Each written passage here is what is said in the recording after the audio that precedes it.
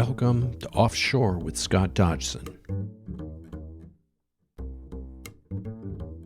People come to sailing, and I mean sailing in a general way. Sailboats, powerboats, skiffs, canoes, whatever. But they come to sailing in a general way just to be on the water. And there's a lot of different reasons why people do it. There's a sort of adventure idea. There is the obvious working for a living kind of idea, whether you go to a Marine Academy, if you're in the Navy, if you spend some time on tugboats or commercial vessels, if you're a commercial fisherman. All of these things are reasons to be on the water.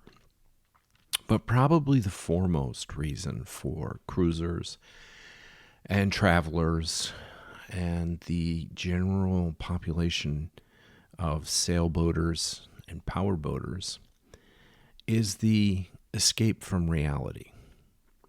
A reality that consists of work, bills, responsibilities to family, to friends, having to be here, time constraints, etc., etc., etc. We all know what that is.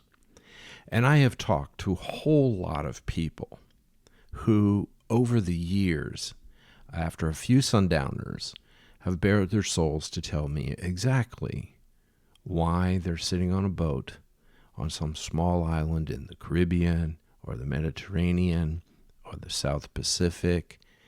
And it sort of all comes into being one thing. It's an escape from reality that isn't understood so much. It's a nostalgia for friends and for voyages that never end, for being in a place in which your soul has this kind of independence. Now, one of those senses that you get when your soul is sort of out there, you're a part of the ocean, you're sailing, the sails are full, they're trimmed, you're going along really well, you have a long distance to go, is the whole idea that all the people that are with you are decent people, or you're going to a decent place, you're going to meet decent people. And I'm kind of leading up to this concept of Mediterraneo. Mediterraneo, for people who don't know, is a general category of people that live around the Mediterranean or in the Mediterranean. There's a certain savoir-faire, a certain way about them. Pretty much you can tell that they are Mediterranean. And it doesn't matter whether they're from France or Spain or Italy, Turkey, Egypt, Tunisia, Libya, Morocco, Algeria. All these places are all surround the Mediterranean. And there's a certain kind of attitude, a certain style that comes with this. And I'm pointing to the famous film, Mediterraneo, which was won a Best Foreign Language Film in 1991.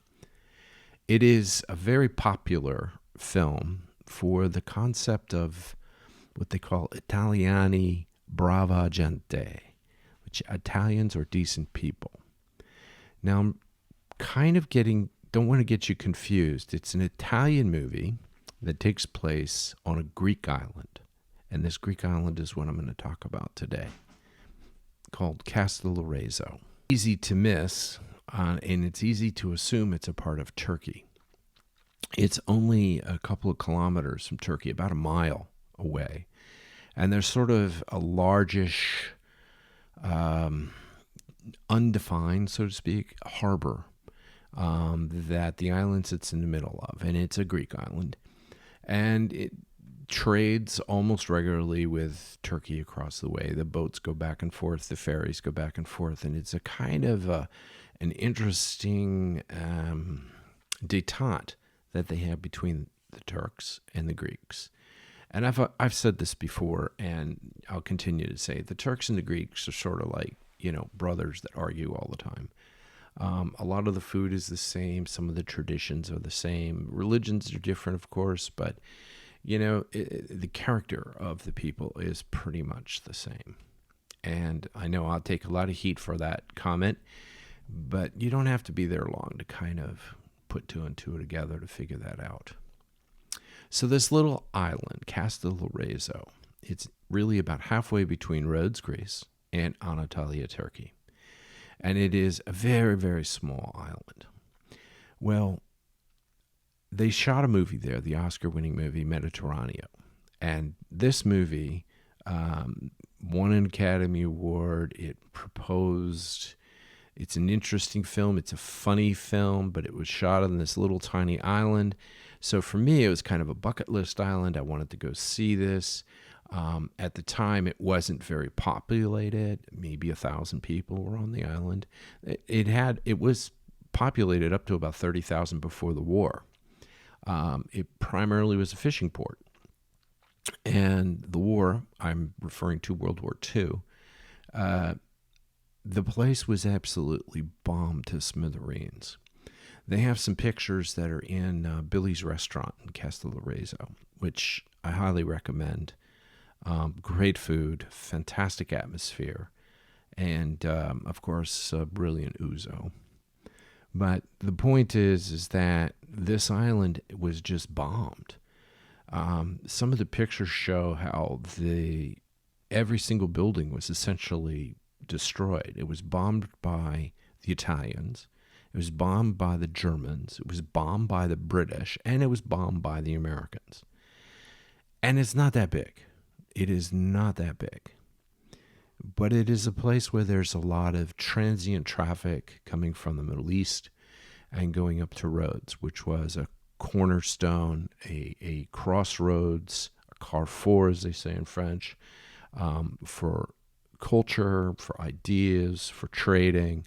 And it was a very, very interesting place. They also have a beautiful caves there, which you could go in and canoe in, and everything it's a really beautiful little island. It's all built up now a little bit, humbly so. But one of the most important things about the island is this attitude of this Mediterranean attitude that we're all decent people, we're all likable. And it's the Italians that sort of bring this up. And it's this movie that sort of promoted this false narrative. Now, it's not false narrative to the way people are looking at it today. It was a false narrative to say that all Italian soldiers, 1941, who were a part of fascist Italy, were really misfits, and they really, they were kind of lost, and, they just wanted to live their lives. They weren't very good soldiers, and they were very independent, and they were very happy, and, one face, one race occurs throughout the film. This is about the Mediterraneans, and so this is this whole concept of the soldiers being inept, being innocent, not participating in the war because it's a war they don't really want to be in. Well, this is a false narrative. It's a false narrative because the fascist party of Italy with Mussolini was equally maybe not as bad as the Germans and the SS, but the Ethiopian campaigns was horrible. There were a lot of war crimes. There was this pressure in the 70s, 80s, and then eventually with this film in 1991 to cast the Italian in this light of being a decent person and not facing what they did during World War II. Now, this is important to remember, is that the Italians were sort of doing this, but the director, Gabriele Salvatores, was getting across a point about the decency of the people in the Mediterranean and making a funny film. Okay, he was making a film that a lot of people drew a lot of comments, a lot of ideas from, and it was a film that looked back at life and the life on a little small island like this, life that absorbed them.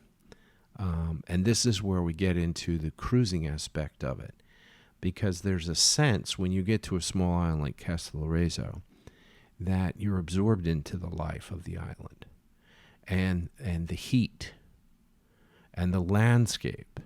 It just envelops you. It takes your soul and it surrounds the soul in this kind of kindness.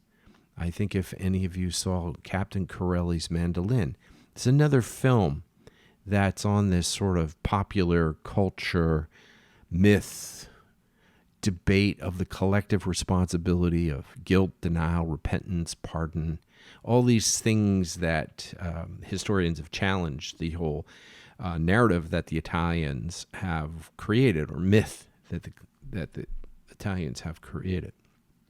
And it's kind of this victim theory, the clean Wehrmacht.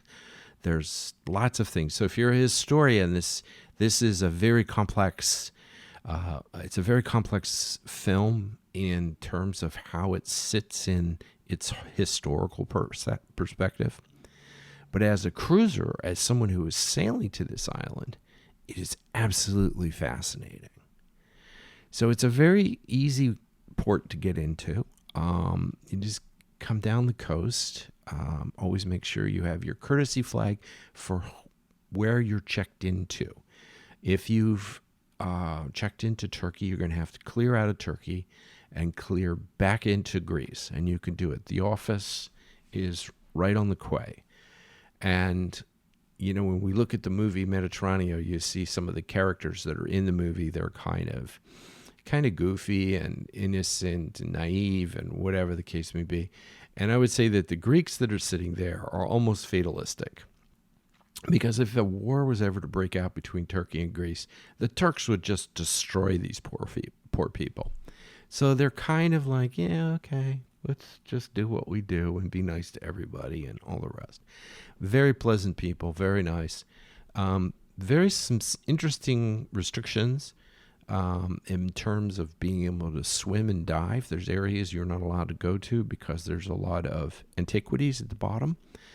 And this is part of the story that is also kind of interesting, because when you go to Greece and you have dive tanks, and I ran dive charters for many years, and you have dive tanks and all the equipment, they actually don't want you to use them in Greece unless you're with a certified diver / archaeologist protector of antiquities, because there's a lot of stuff underwater that's ancient.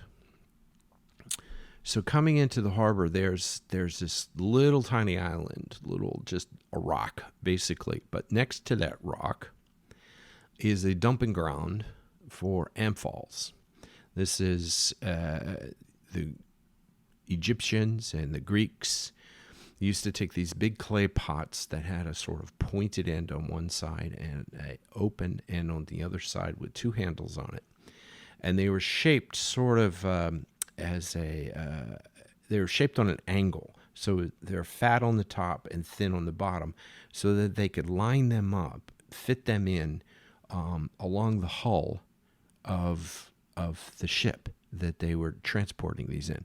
They were often filled with things like wine or grain, food items and stuff. And then they would take muslin cloth, okay, and drape it over the top of it and then pour wax on it, and that would be the seal. And it was a very efficient seal. And that's how they would transport this stuff in galleys and whatever sort of ships that they were using at the time, at any time in history for a long period of time. They used this container as a way to move things around. So there's a whole dumping site there. Now, I got this information from a friend of mine, a French friend of mine, who accidentally found this. He was anchored out near this rock, which you can anchor up there. There's a little anchorage just inside the rock that you could put, so you don't have to be on the quay in the little town of Kastellorizo. So, which I actually quite like being on the quay, and I'll get to that. And so he was anchoring out there, and he went for a morning swim, and he dove down. It's fairly deep water, 30, 40 feet. And he caught a glimpse of something. And being the kind of person that my friend Alain, the Frenchman, is, he came up, grabbed his tank without anybody seeing it, first thing in the morning, and dropped under the water and found this mountain underneath the water of all these broken amphols. So he brought up the top, a broken top of this amphel, and I'll post a picture of it. Not of that one, but of what I'm talking about. And he brought it up, and this was just like super fascinating. So he got a couple of more, put them on the boat. Now this is like completely illegal. All right, this is antiquity stuff, but basically it's also garbage. So, but you're not allowed to touch this stuff. It's got to stay there, or whatever the case may be. And this is what the authorities believe that should happen. So there's this pull of this fantastic thing that you could find in the water that you shouldn't take, but you do. And he told me about this whole thing. And that sort of even made the whole idea of going to see where they shot the movie, which I loved, okay, and maybe picking up a piece of antiquity that, that was authentic, that wasn't in somebody's, gift shop, that had been made in Taiwan or whatever the case may be. And so this is what happened. We go into the port, we go onto the dock, tie the boat up, stern to, Mediterranean mooring. It's always good to leave out, start with as much anchor as you possibly can, because it's you have to drag uphill. It's deep, then you drag uphill as you get closer to the quay, and this will secure you. Tie off, make a restaurant reservation at Billy's, because Billy's is right on the quay, and I mean, Billy serves just brilliant, simple, clean food. Calamari, different kinds of cutlets of meat, grilled lamb, grilled octopus, fried fish, grilled swordfish is really some of their best. Grape leaves, every kind of Greek thing that you could imagine, French fries, salad, the whole some shrimps, and of course, don't forget the ouzo. And if you're on the quay, there's this beautiful, he puts out these beautiful tables. You could sit there, and especially in the evening, on a summer evening in, 9, 10 o'clock, big table, cheap red wine, ouzo. The air is very soft, it's very warm, and there's all sorts of cats around, and they beg for your food next to your chair. And these cats are protected, okay? So these cats, after Kastellorizo was bombed so much, there was a huge rat problem. And I mentioned this in Semi as well, that after World War II, there were a lot of rats. And there was a big problem, and the Egyptian government had ships that were filled with Egyptian cats, and they dropped them off at each of the islands, and the cats went and hunted the rats, and the rats don't exist. But the cats are sort of these, they're VIP cats. Nobody really takes care of them, so to speak. It's sort of a community concept with the cats. So this is a big part of, they even mention it in the movie about the cats. So it's a kind of an interesting concept that the cats on the island are very, very important to keep, or they've basically extinguished the rat population. God help a rat if it shows up there. But So you sit on this beautiful quay, soft, beautiful, warm summer air, sipping some red wine, drinking a little bit of ouzo, eating great swordfish, French fries, salad, dropping a couple of little morsels to a cat here and there. It's really kind of a perfect, like, heaven for me. And it's idyllic, and it makes everything better. But I, at that time, I really wanted to get one of these amphols. I really wanted to go and take a look. So the next day after this beautiful meal and getting the whole story on how the movie came, how it was directed, looking at pictures of how the city, the little town, was bombarded so many times by the Germans and the Italians and Americans and the British. And we went out to this little rock. We anchored the boat. And that night, the next night, I dove and I found the mountain of amphols. And I brought up about six of them, 7 of them. And some of them are quite big, like about 25, 30 inches wide. You know, some of the broken pieces, they're all broken. So there's no full amphols whatsoever. And so I brought a few up and I, tucked them away in my bilge and they're very fragile. And especially they're fragile when they dry because they've been underwater for 1,000 years, I guess. And so I did this, and it was, honestly, it's illegal to do it, but that's my story, and I just wanted to have these things, and I had this real desire for this, and this whole idea of having this crazy desire for a piece of pottery is nuts. And this idea sort of haunted me. I felt guilty about it. The next day, we kind of went back to the quay and put the boat on the quay, and I went for a walk to think about this. And I went for a walk. It was in the evening, and Kastellorizo has a little small airport. It's built up a little bit more now, but at that time, just little single engine, maybe a twin engine airplanes could land, no jets. It was very short, and it hadn't been fully developed. But I was walking, and I walked over the crest of this hill, and I'm walking into the next little bay, and I'm really thinking about, oh man, I kind of screwed up. Why don't I just? I'm feeling guilty about taking these amphols. Why don't I just drop them back into the sea? And I was just, wondering about who I am as far as this whole sailing and merely being moved by the movie, which moved me a lot, and being moved by the actual history of this place and the whole concept of becoming or living in the Mediterraneo method and way of life.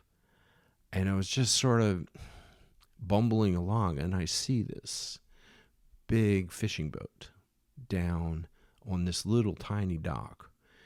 And this is a serious longliner fishing boat. So I'm looking at it, and it's got a big-ass American flag. Now, what a lot of people don't realize is you don't see a lot of Americans in certain parts of the Mediterranean. There's one or two maybe, but for the most part, you don't see a lot of Americans. And seeing at the time, being on Kastellorizo, this little out-of-the-way island in the Dodgson in the Mediterranean, off the coast of Turkey, here's this American longline bluefin tuna fishing boat. And they were offloading these giant tuna. And these tuna were these tuna must have been 400, 500, 600 pounds. And they were loading them into a truck. They literally, as I'm standing up on the ridge looking down into the boat, there are people with guns guarding the tuna. Now, if you know anything about sushi, you know that bluefin tuna is highly prized, and it is the thing to get. I mean, a big tuna, fresh tuna, it's $800,000, $700,000. So these guys unloaded this into the truck, and literally from my position, and I wasn't like spying or anything. I was just standing there. There were some other people too from the island, some locals that were standing there, and they were going, they were saying, "Oh my God, that's a good, that's this." Well, the truck went over to the airport, and from what I understand, they loaded into an airplane. They fly it off the island, and then they offload that into a jet, and then they fly it to Japan. And literally, that fish will be in the markets within about 24 to 36 hours. That's about as fresh as you can get a 400 or 500 pound bluefin tuna from the Mediterranean to Japan. So let me just sort of outline where I've come from and where I'm going. We have this movie, Mediterraneo, that talks about the Italian gentle niceness of the Italian people, but really refers to all the people of the Mediterranean and their innocence and kindness and their decency. Then I come in as the ugly American and absorb myself into this island, enjoy the food, and practice being a tourist, and enjoy being a part of this emotional moment, this softness, this actually feeling this decency, this overwhelming sense of, pleasure of great food and great drink and creativity that happened here, and the rebuilding, and being aware of how the history sort of weighs on the people that live on this island and the Greek people in general, the Turks. There's this sense of history that's on people's back. You can't escape it, okay? And they don't want to escape it. They want to modify it, okay? They want to cast it in a different way. And then I come and I take part of their history, which I shouldn't have done, but I did. And while I'm feeling guilty about this history, and while I'm feeling guilty about my actions at the point, I see another American taking something from the sea that's far more valuable than these little clay pots that I have, broken clay pots. So this is the edges. This is the various narratives that when you're cruising and you come to a little tiny island like Kastellorizo, you find that the narrative of these islands is very, very complex. And that it's just not you escaping from reality. It's you escaping into a reality that can neither be understood in its fullness or you can't accept it. But you do have a sense of the nostalgia of the place. You do have a sense of what the voyage of this island is all about. And so ITALIANI BRAVA GENTE. This is the most important concept.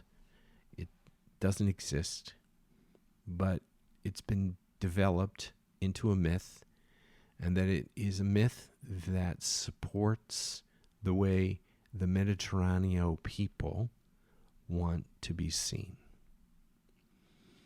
It's about being absorbed into this life. It's about the heat of the island. It's about the softness of the air.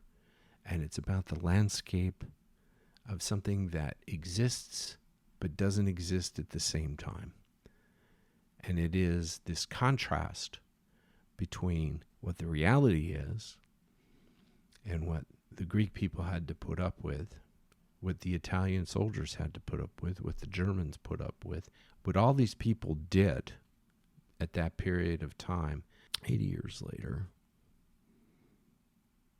is part of the fabric of this island, and is a really important thing to understand. I hope everybody gets to go there. It was very interesting for me. I was there several times, and I always have this feeling of sitting in the restaurant and, on the table and sitting on the quay and just sitting there drinking and laughing and being with friends and all the rest of this stuff, and really being a part of the Mediterraneo being, so to speak, and finally understanding. So my point is that Kastellorizo casts a very complex story, and I would urge anybody that's going to any of these islands, Kastellorizo or Simi or Rhodes or anything, understand how you're becoming a part of the Mediterraneo if you allow yourself. You're enjoying all the good parts of it, but there's bad parts of this story as well. And it's really important to understand what is myth, what is reality. If there's a longline tuna guy who's exporting literally illegally, and some crazy captain taking a couple of clay pots for his own collection, it's part of this weird feeling. Now, I will say about the clay pots, the amphols, I actually ended up giving them away. There's another story about being stopped by the Coast Guard and them finding them and making a big deal about it because they weren't drugs. But in any case, that's another one that I'll get to. But this case was, I ended up giving them away, and I gave it away to a friend of mine who later called me and says, "Hey, you sure you want to give this away to me?" Because an appraiser said that this little piece of original pottery had been mounted and preserved, and it was worth like $500. And he's like, "You sure you want to give this?" And I said, "Yeah, sure." And I gave it away. I put it back in the world, just took it from the water and put it in the world, and hopefully somewhere along the line it'll be more positive than what my actions were, because I do regret actually taking that. And that's sort of how I feel. And I'm not really a big bluefin tuna sushi guy. I just think that it's unfortunate in a way, because they're fantastic fish. But Kastellorizo is one of those really weird islands that has a lot of different things. And Kastellorizo is a very interesting place, great history, great fun. And I would implore you, if you're cruising in the Dodecanesi, especially this summer, to take a trip down there. And it's beautiful, beautiful. Thank you. Thank you again for listening. Find more great episodes on offshoreexplorer.org, our new website. Please like and share. We greatly appreciate it. Like to have some feedback as well. So if you want to leave us a message, we'd be happy to answer it. And any kind of questions you have about the things that I've brought up over the past, please feel free to ask about them. Appreciate it. Thanks. Good sailing.